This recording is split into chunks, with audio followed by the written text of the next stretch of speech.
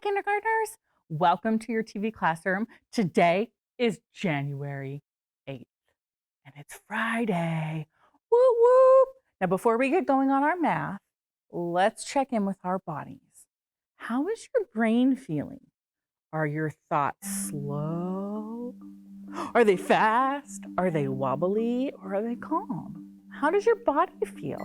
Does it feel tight or loose or silly? And how do your feelings feel?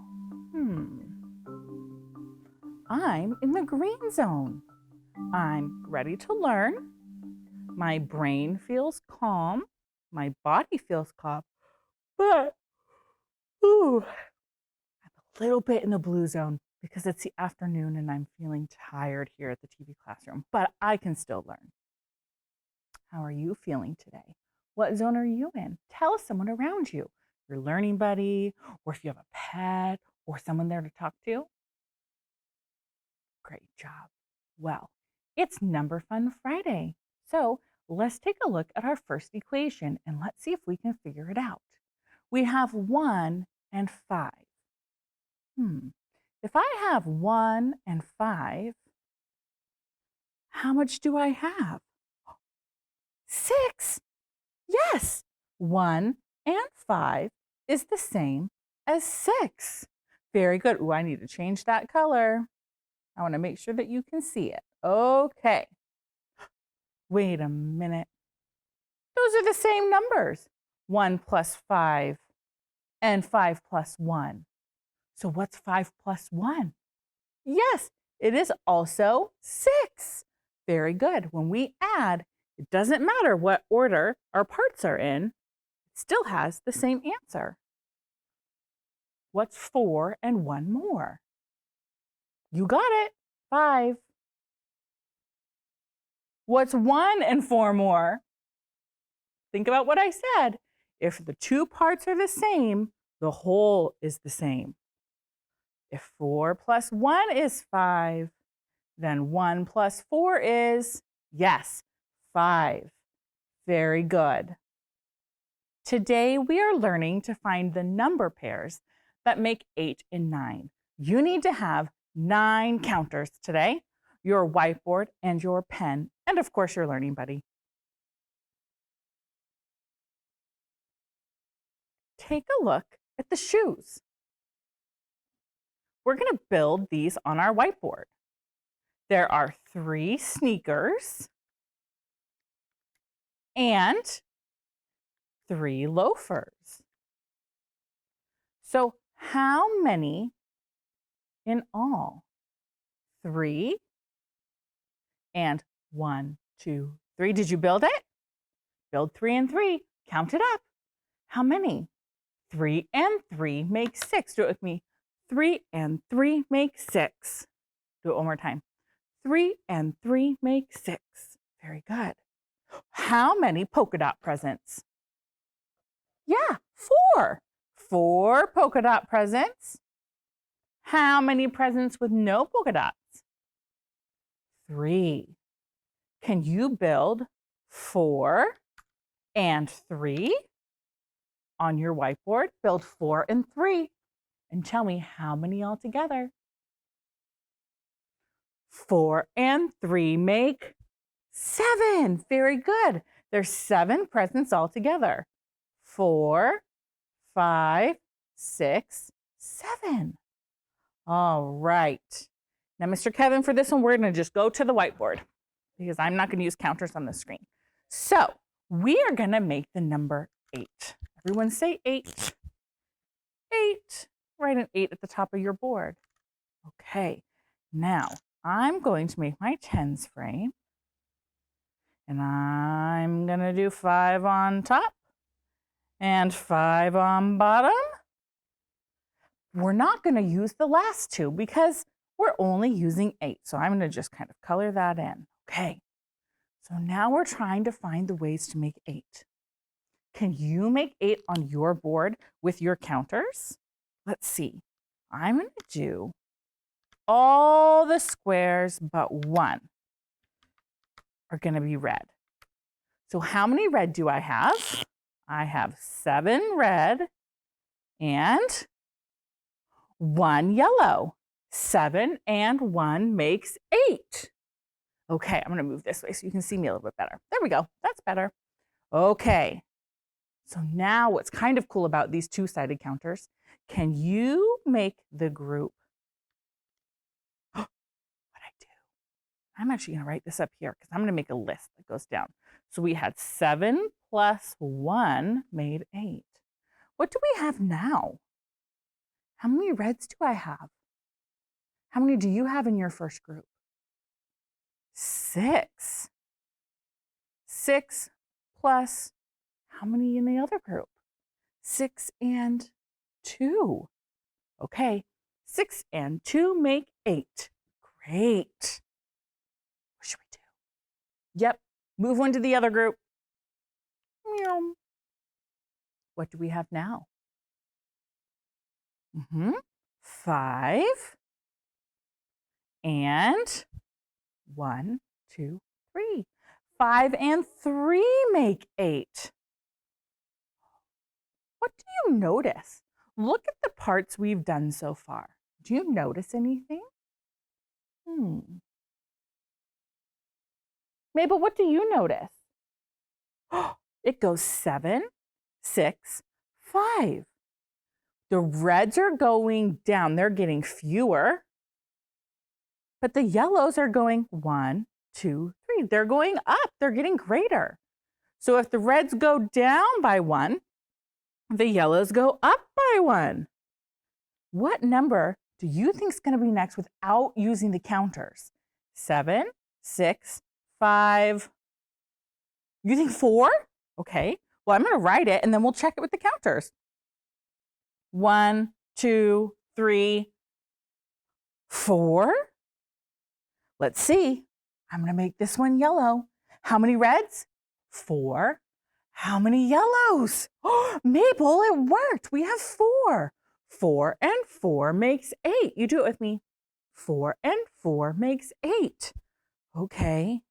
Should we try it again? Let's see if our pattern works again. 7, 6, 5, 4. It's like counting down to a rocket. 3. 1, 2, 3, 4. You ready? Let's flip it. 3, 1, 2, 4. 3 and 5 make 8. What, Pebble? Huh?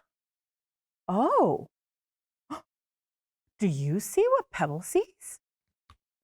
Do you see something that's similar? Think back to our Number Fun Friday.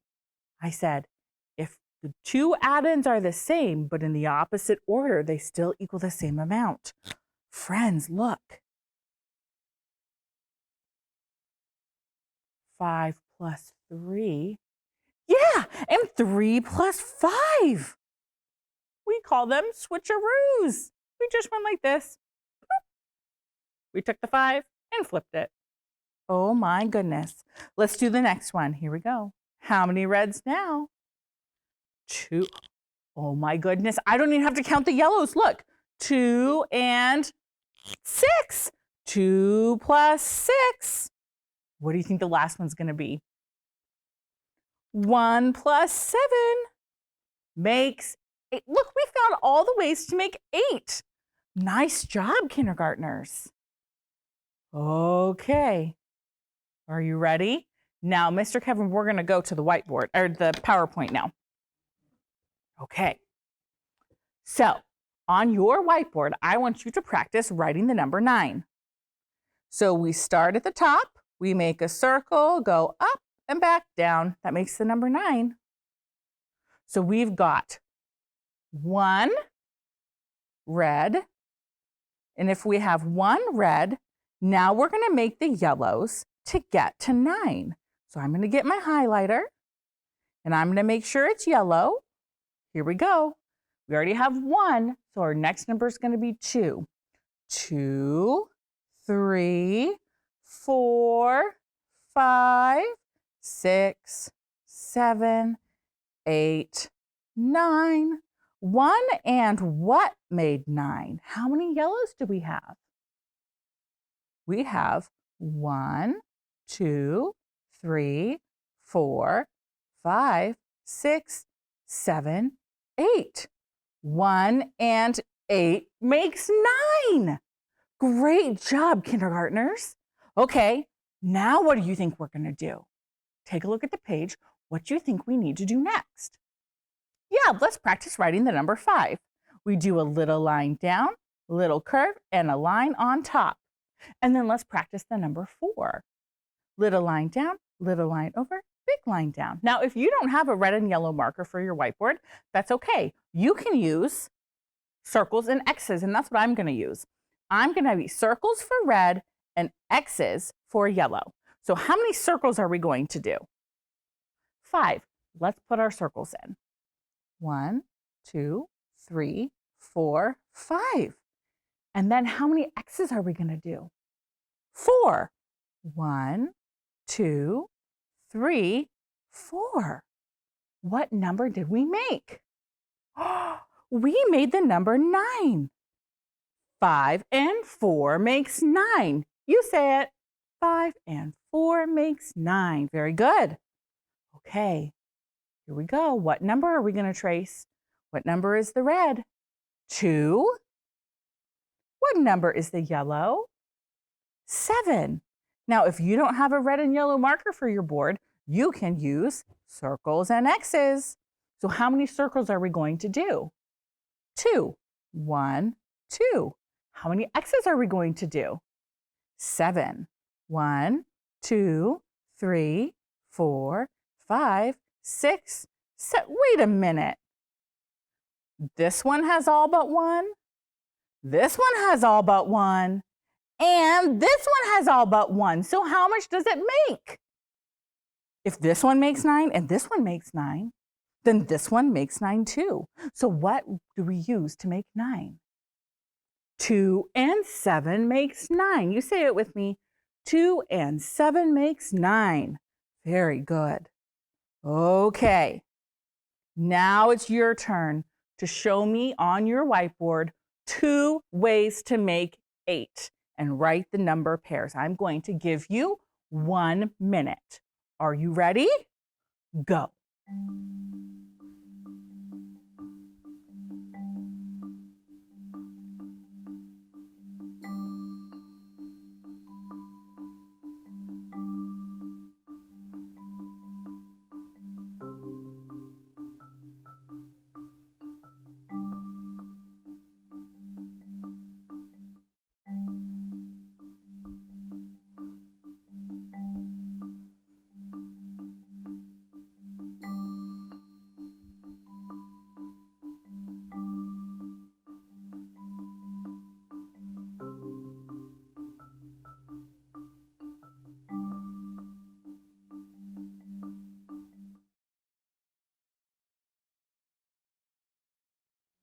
All right. I'm going to use X's and O's to show how I made the number 8. And then I'm going to show you the 2 ways that model shows it. So here we go. Are you ready?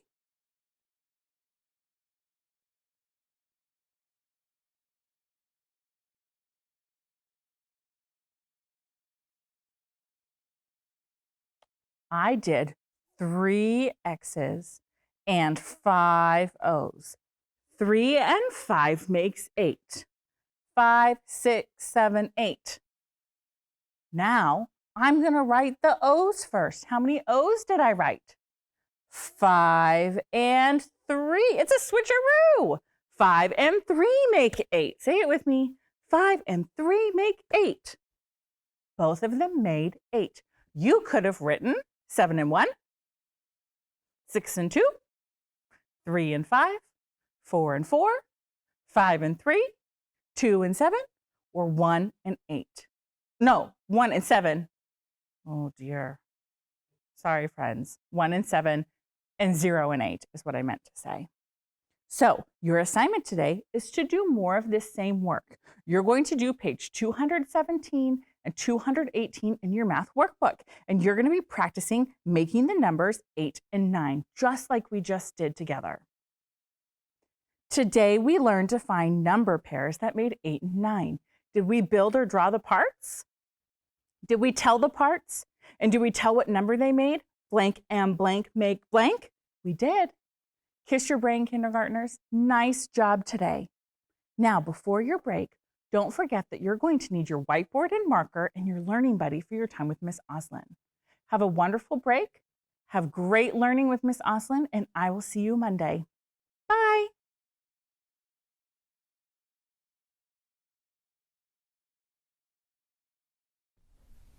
Hello, I'm Gretchen. I'm a cellist in Northwest Sinfonietta Orchestra, and I'm a cellist out of Northwest Sinfonietta Orchestra too, in which case I'm actually mostly playing on an electric cello.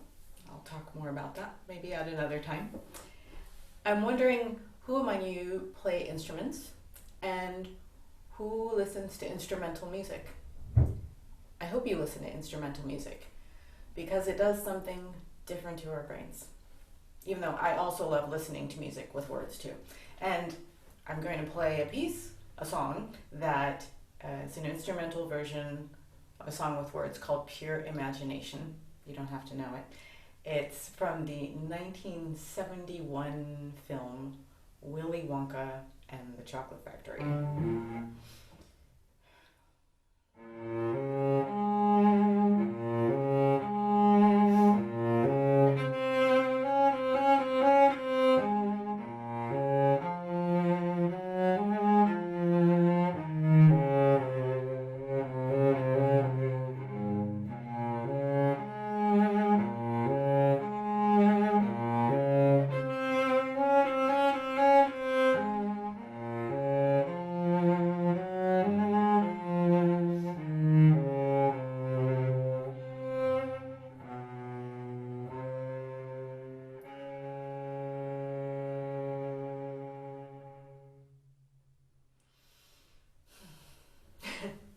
That's a song that I play in the band that I'm in. I'm in a band with a couple other members of Northwest Sinfonietta. Anna Doak on double bass and Brandon Vance on violin. And then we have a percussionist, Don Dietrich, who completes our band, which is called Different Drummer.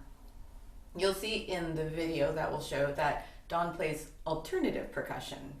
He built a desk that he uses for all of his sounds, and it includes an old-fashioned manual typewriter and a trash can and suitcase and all kinds of things, and we all helped find some parts of that desk. And I wonder if you start looking around your home, if you might find some things that make interesting percussive sounds. At one point, looking for things, I was looking for things that could be shaken. So this is a container granola, and I found this cooling tray that made a great ring, and pots and pans are good. I did take a cooking class where the teacher said not to tap on the side of a pan because she said that was mean to the food, but I think that if it's percussive and rhythmic, I think it's okay. So, sorry to grown-ups, but it's fun to make some sounds. So, in the video that you're going to see of our band, we're playing a piece that Anna wrote called Mischief. And each of us represents a family member in this musical depiction, and the piece is a scene from family life.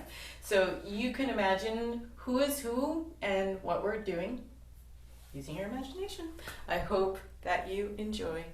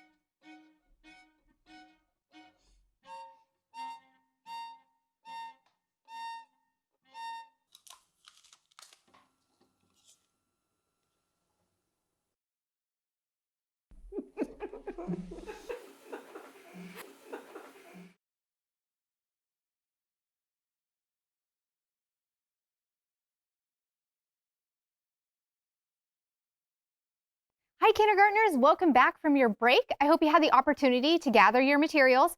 You actually don't need your whiteboard and marker. So if you gathered them, kiss your brain, and then just put them to the side. But you will need your learning buddy. I'm going to remind you that when we come together every day, your job is to listen, share, and read. You are a strong listener when, do this with me, eyes watching, ears listening, voice quiet, body still. And even then, you might find your mind start to think about something else. If that happens, just give yourself a positive, gentle reminder. You say, focus, self, focus. Now, we have been reading the last several months now, several different books about where characters are writing letters.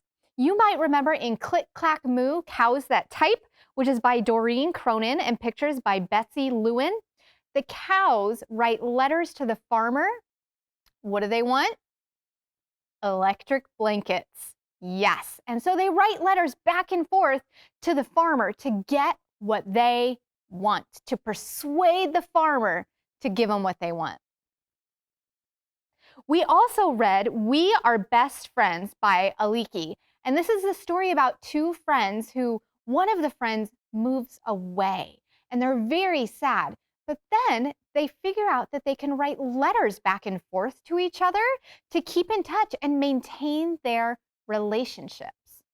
And I noticed in their letters how Robert drew Peter a letter.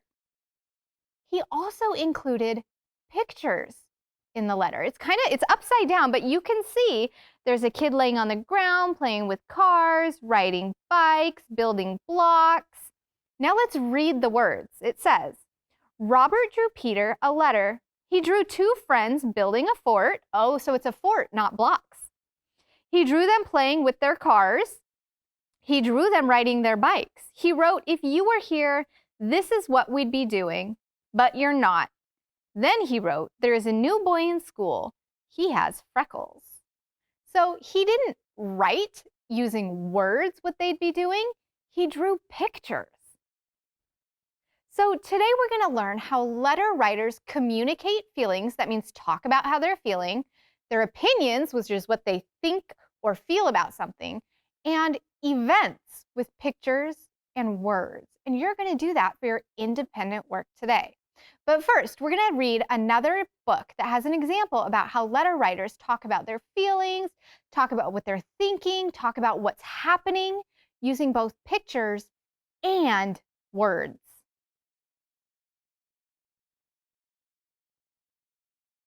This is a book called Dear Juno. It's by Soo-Young Pak and illustrated by Susan Kathleen Hartung. And in this book, there's a character just your age, who's 5 or 6, who uses letters to stay in touch with his grandma, who lives all the way in Korea. That's a really long plane ride away. And we're going to look and listen to understand how Juno communicates with his grandmother, who lives so far away. We're going to pay particular attention to not just the words, but the pictures. Here we go with Dear Juno.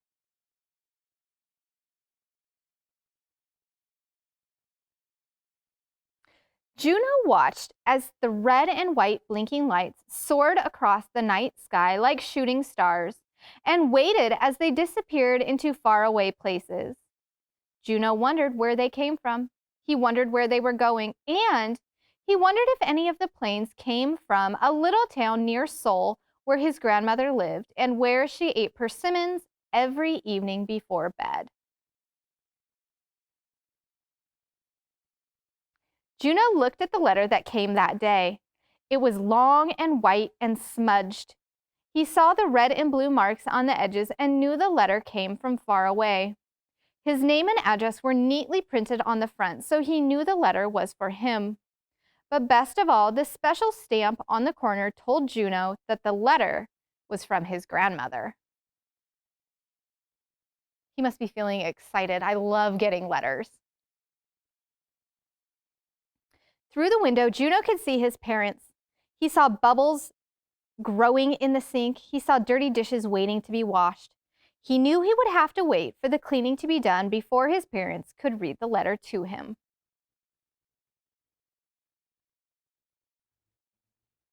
Maybe I can read the inside too, Juno said to his dog Sam. Sam wagged his tail. Very carefully, Juno opened the envelope. Inside, he found a letter folded into a neat, small square.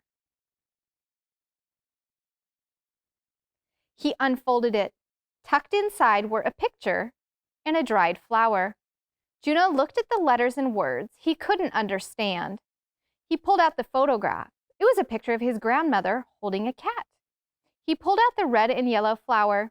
It felt light and gentle like a dried leaf. Juno smiled. "Come on, Sam," Juno said. "Let's find Mom and Dad." "Grandma has a new cat," Juno said as he handed the letter to his mother. "And she's growing red and yellow flowers in her garden."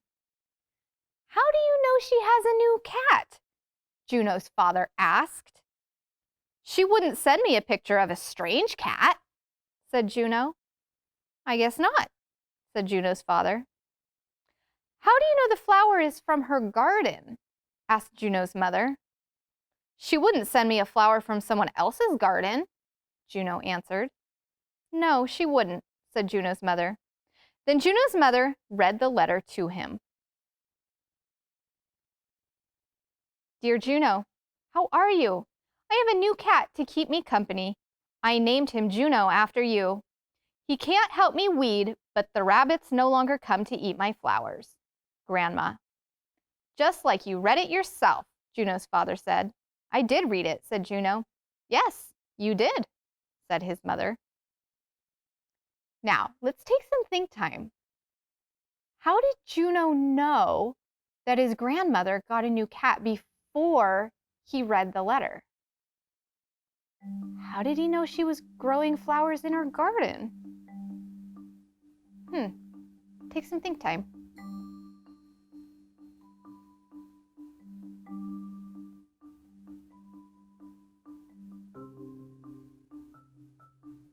Turn and tell your learning buddy how you know that Juno knew about the cat and the garden.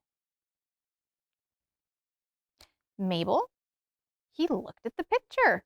There was a picture of his grandmother with a cat, and he figured out she must have a new cat. And he gave a reason that he knew she wouldn't send a picture of just a strange cat, and she wouldn't send a flower from someone else's garden. So he used the pictures and the flower to help him.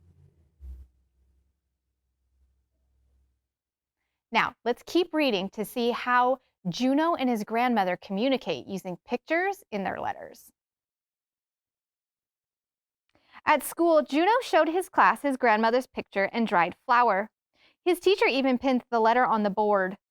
All day long, Juno kept peeking at the flower from his grandmother's garden. He didn't have a garden that grew flowers, but he had a swinging tree. Juno looked at the letter pinned to the board. Did his grandmother like getting letters too? Yes, Juno thought. She likes getting letters just like I do. So Juno decided to write one. After school, Juno ran to his backyard.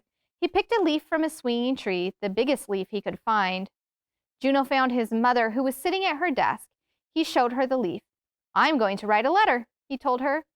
"I'm sure it will be a very nice letter," she answered, and gave him a big yellow envelope. "Yes, it will," Juno said. And then he began to draw. First, he drew a picture of his mom and dad standing outside the house. Second, he drew a picture of Sam playing underneath his big swinging tree. Then very carefully, Juno drew a picture of himself standing under an airplane in a starry sky, or a starry nighttime sky. After he was finished, he placed everything in the envelope. Now, let's take some think time. Why does Juno like getting his grandmother's letters so much? Why does he want to write a letter back to her? Take some think time.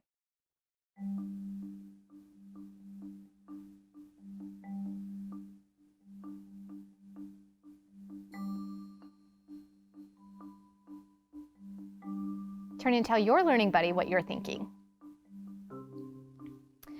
Mabel, I think that Juno knows that his grandmother is going to like his letter because he liked getting her letters.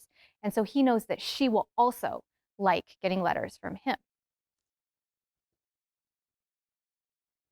Now, another question. Do you think that Juno's grandmother is going to be able to tell what's going on in his life and how he's feeling by looking at his pictures? Let's find out.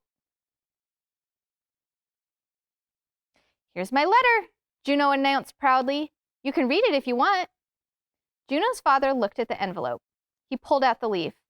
Only a big swinging tree could grow a leaf this size, he said, or this big, excuse me, he said. Juno's mother pulled out one of the drawings. What a fine picture, she said. It takes a good artist to say so much with a drawing. Juno's father patted Juno on the head. It's just like a real letter, he said. It is a real letter, Juno said. It certainly is, said his mother. Then they mailed the envelope and waited.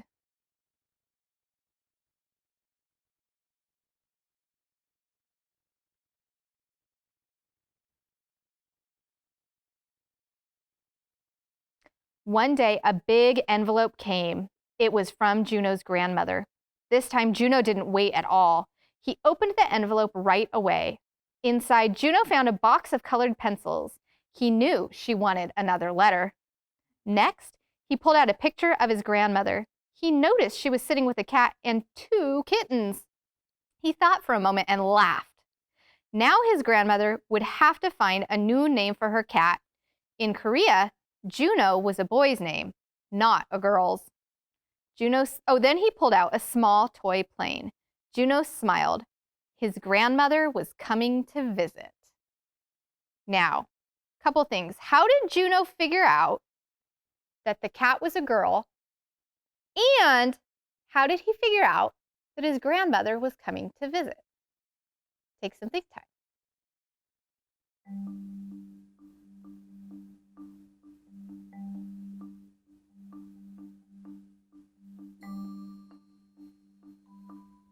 Turn and tell your learning buddy what you're thinking. Mabel, the cat had kittens. Girls have kittens. Girl cats have kittens. Also, she sent an airplane. That must mean she's going to be getting on the airplane to come visit. Friends, this book is an excellent example of how letter writers can include pictures and words to talk about events, to talk about their opinions, and to talk about events or things that are going on in their lives. Maybe she'll bring her cat when she comes to visit, Juno said to Sam as he climbed into bed. Maybe you two will be friends. Soon Juno was fast asleep, and when he dreamed that night, he dreamed about a faraway place, a village just outside Seoul, where his grandmother, whose gray hair sat on top of her head like a powdered donut, was sipping her morning tea. The cool air feels crisp against her cheek, crisp enough to crackle, he dreams, like the golden leaves which cover the persimmon garden.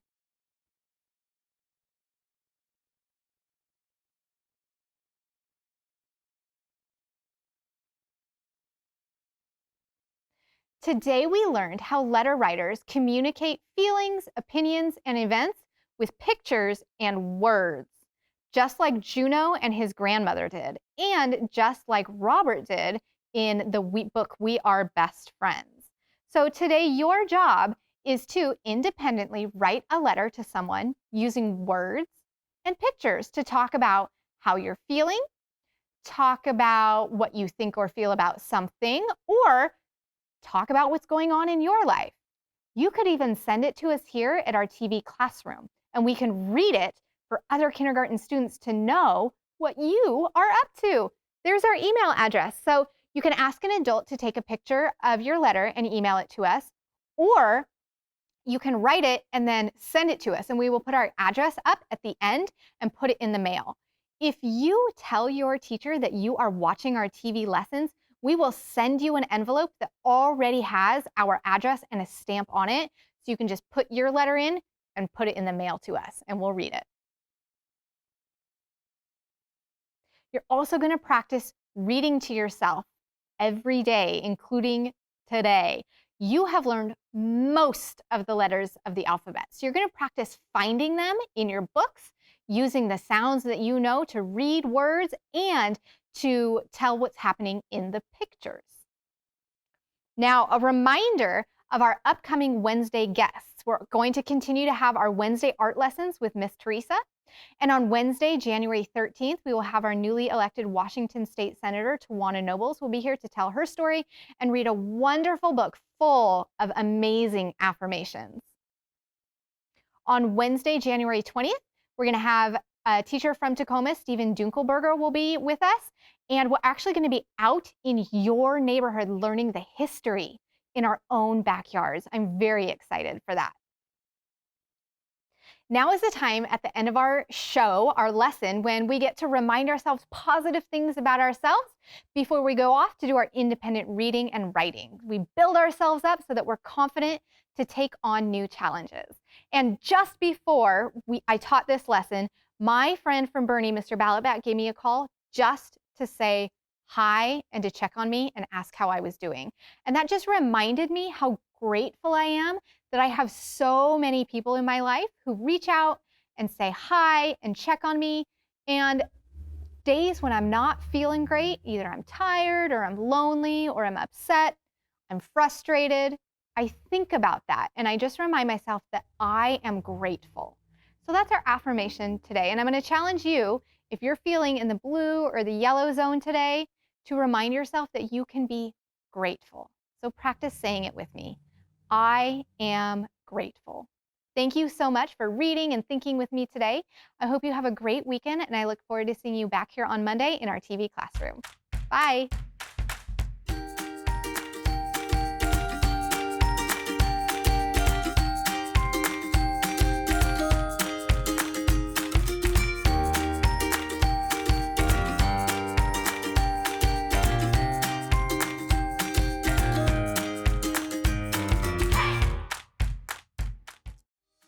Hey kids, we want to see your work. Just send your pictures and your stories to TV Classroom, 601 South 8th Street, Tacoma, Washington, 98405.